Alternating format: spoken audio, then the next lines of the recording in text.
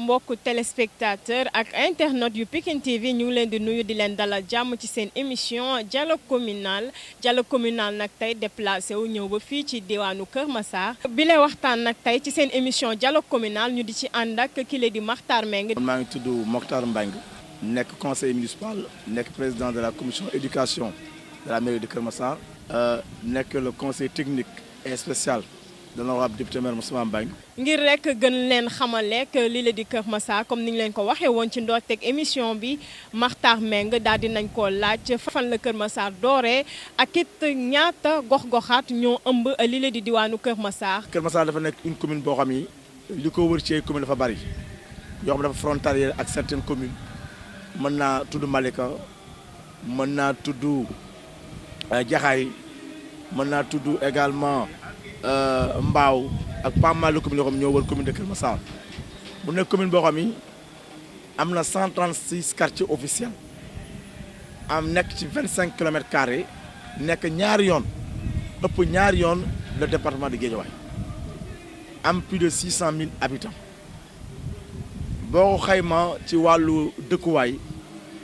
borom xam-xam yi nee nañu Mbour ak Kër Massar ak Touba. ni muy yokkoo benn dëkk yokkoo ko ci Sénégal kon ñu jàpp ni rek dëkk la boo xam ni day màgg màggaayam nag ànd ak aussi ak koom-koom boo xam ni ñu ngi sant bu baax le président de la République Macky Sall ci jàppale bi mu jàppale commune de Kër Massar ci jàmbaaru ak góorgóorlu le député maire Moustapha Mbengue xam ne depuis ba mu yoree réew mi ba léegi en 2014 ba léegi Kër Massar mi ngi soppeeku ci xar kanam ci wàllu infrastructure ci wàllu koom-koom ci wàllu njàng ci wàllu diine ak ci wàllu social. commune de Kër Massar mooy commune bi gën a yaatu ci département de Pikine am na ñuy wax sax ci Sénégal mooy ñaareelu commune bi gën a yaatu am na ñu koy wax mais li ñu mën jàpp rek xam nañ ñu département de Pikine commune bi gën a yaatu ci département de Pikine 16 communes yi c'est la commune de Kër Massar. ndax boo xoolee ci wàllu école Kër Massar am na ñaar fukk ak juróom-benn école élémentaire. tey da ngay dem ci yenn commune Pikine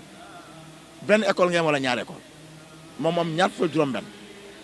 nga ñëw ci wàllu lycée mu am ñaari lycée nga ñëw ci wàllu CEM mu am juróom-ñeenti CEM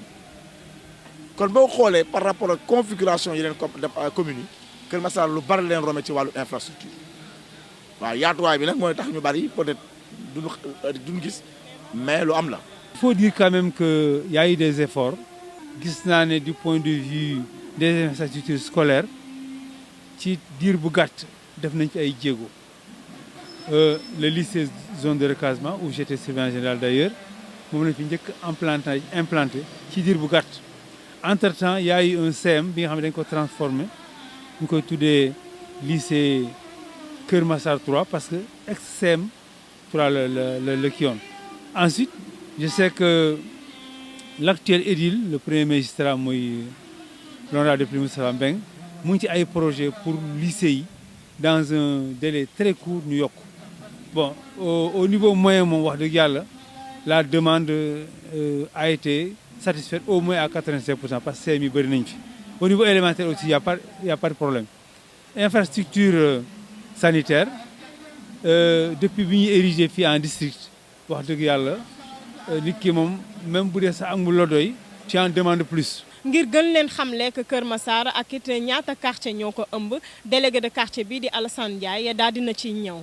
délégué de quartier la quartier bi ma nekk mooy Minam Kër Massar bokk ci dans le périmètre de Kër Massar village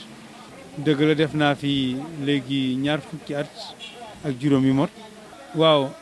on le dit souvent xëy na peut-être que variation bi sax c'est entre un ou deux quartiers certains parlent de 136. d'autres parlent de 134 téeméer ak fanweer ak ñeent wala téeméer ak fanweer ak juróom-benn mais yaakaar naa ne téeméer ak fanweer ak juróom-benn bi war nañ ko jàpp ndax yeneen deux yi xëy na peut-être problème d'officialisation rek la mais mën nañ jàpp ne téeméer ak fanweer ak juróom-benn moom yu mot la ci ay quartier Kër Massar ku ko xam ne dafa màgg ci màggaay bu gaaw a gaaw fi mu toll ni Kër Massar ay doomu aadama yu takku ñoo ngi fi yeewoo boobu le màggaay nag tax ba askan wi yenn saa di joytu lu demee ni ay ñàkkum kaaraange ak yi ni mel loolee tax sax ba kile di Makhtar Mbengue daal dina ci ñëwaat ngir xamle ay matuwaay yi ci mairie bi jël ngir saafara li ni mel. waaw mairie bi jël na ay dispositions solo parce que le député maire Moustapha Mbengue ba mu jëlee commune de Kër Massar li mu njëkk a def mooy def une gestion participative dafa taxawal ay conseil de quartier boo dem délégué bi am na conseil yi ko wër yoo xam ne ku ne am nga loo war a saytu ñi ngi saytu ndox mi ñii saytu courant ñii saytu sécurité kon sécurité bi jiitu mooy sécurité dans les quartiers d'abord mais ci wàllu kaaraange benn gendarmerie moo fa am brigade de gendarmerie te ci wàllu élément ñi ngi ñaan toujours état mu yokkal ñu élément yi bon jàmbaar lan nag ñoom ñi ngi def lu man mais dañuy ñaan yàlla état mu yokk éléments yi ci wàllu poste police le député maire def na plaidoirie ci assemblée nationale ba ñu jox lu benn poste de police fii ci zone de recasement mais boobu ba léegi tamit travaux yi commencé mais am na espace bi am na ak lépp ñun jàpp na ne poste de police boobu dina am parce que les plans disponible na site bi disponible na te ministre bi jël na engagement pour def pose de la première pierre que ñun jàpp na ñun en tant que autorité locale que police boobu dina am te il est vraiment en bon mi ngi nekk chemin bu baax léegi nag dañuy ci ñaanal rek profité waat rek ñaanal encore nguur gi mu jàppale ñu accélérer construction police boobu parce que danañu dimbali top sécurité bi loolu ñu ngi koy ñaanal encore profité ci lii ci turu député maire Moussa Mbengue ñu ngi ñaanal aussi ñu accélérer la construction poste police boobu. tout ci wàllu sécurité bi xam nga booy dugg Kër Massar dafa am forêt classée forêt boobu ci entre Kër Massar la nekk. Député maire Moussa Mbengue toujours mi ngi ñaan ñu def ay voies de déviation à l'entrée de la forêt pour permettre que aussi oto yi mën a jàll sans problème ndax day yokk aussi day tax sécurité mën a am parce que embouteillage yi jaxasoo bi yooyu yëpp day créer ay difficultés. waaw loolu xam nga sapeur pompier moom l'espace est là mais toujours ci cadre construction la espace bi am na construction moo des xam nga dafa am côté boo xam ni c'est l'état sapeur pompier war na fi am loolu on est d'accord c'est tout à fait logique mais aussi. Poste de police war na fi am mais ñun xam nañ ni le président Macky Sall mi ngi jàppale Kër Massar waaw mi ngi koy jàppale bu baax ci infrastructure te jàppale boobu yëpp bu mën a am c'est parce que le député maire Moustapha Mbengue aussi mi ngi def liggéey bu am solo ci commune de Kër Massar xam nga 135 quartiers officiels c'est pas une mince affaire avec 25 kilomètres carrés tey Kër Massar pour mu def élection on a 8 centres de vote c'est-à-dire que on a 8 sous-comités électoraux instant yi commune yi am benn comité électoral ñun 8 lañu am pour mën a def une campagne normale pour ne couvrir Kër Massar il faut que les 8 lépp di génnandoo à la même heure au même moment sinon duñu dajal Kër Massar. insécurité moom dafa mel nu aujourd'hui c'est la chose la mieux partagée mais c'est vrai que Kër Massar bokk na ci arrondissement des Niayes bu boolee ñeenti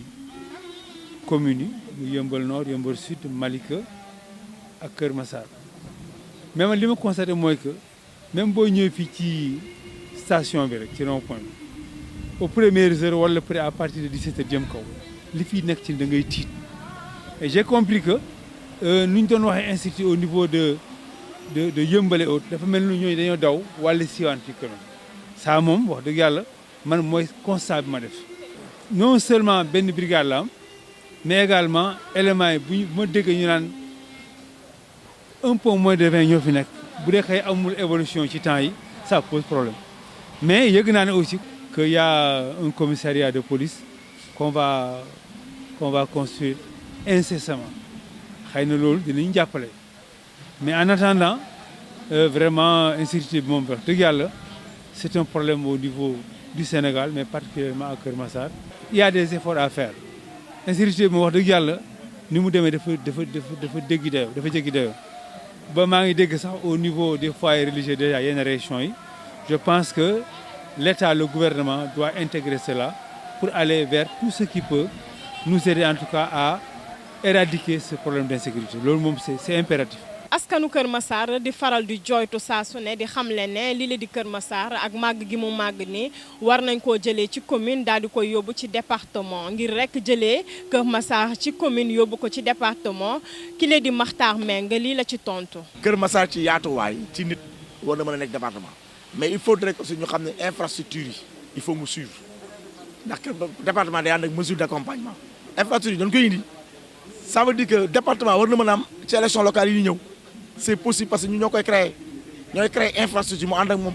bu dee poste police ñoo koy tabax l'espace est là bu dee sapeur pompier ñoo koy tabax l'espace est là. ñun bu dépendre ci maire rek bu sonoon Kër Massar day nekk département mais nag mu ànd ak les infrastructures qu'il faut parce que aussi ñu ngi ciy liggéey parce que ñu doon bëgg Kër Massar am ñetti maire am maire de la ville loolu lañ bëgg ba pare nag infrastructure yi ñëw ndax infrastructure yooyu mooy tax nga mën a am ay recettes. xam nga les communes vivent avec les recettes bu recette amul commune bi du mën a dund kon il faut ñu am ay marché yu baax il faut ñu am ay hôpital yu am solo il faut ñu am également ay jumtukaay yu am solo pour que loolu mën a dox loolu nag état moo ñu ci jàppale loolu yooyu ma tudd yooyu yëpp état ñu ci jàppale te état mën na loolu ndax état bu bëggee defar infrastructure ci léegi mën na ko defar kon man yaakaar naa ni départementalisation de Kër Massar c'est une réalité ñun ñu yor commune bi di ci liggéey xam nañ ni ñun ni Kër Massar dafa yàlloo nekk département xaw ma ne ban combinaison la état di ñëwee mais Kër Massar départementalisation dafa nekk une réalité dafa nekk une logique. loolu nag moom ku ñu ko waxul tamit xam nga ne rëy na waaw ba tax na sax temps yi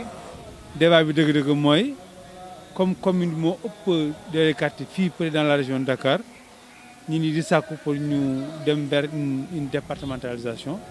mbokku téléspectateur ak internet yu Pikine TV jaajëfal nañ leen bu baax ci teewlu bu ngeen ñu doon teewlu man Roxay Samb ma amoon mbégte ak contenté doon lañ ko présenté di leen jox rendez-vous rek ci seen beneen numéro seen émission dialogue communal.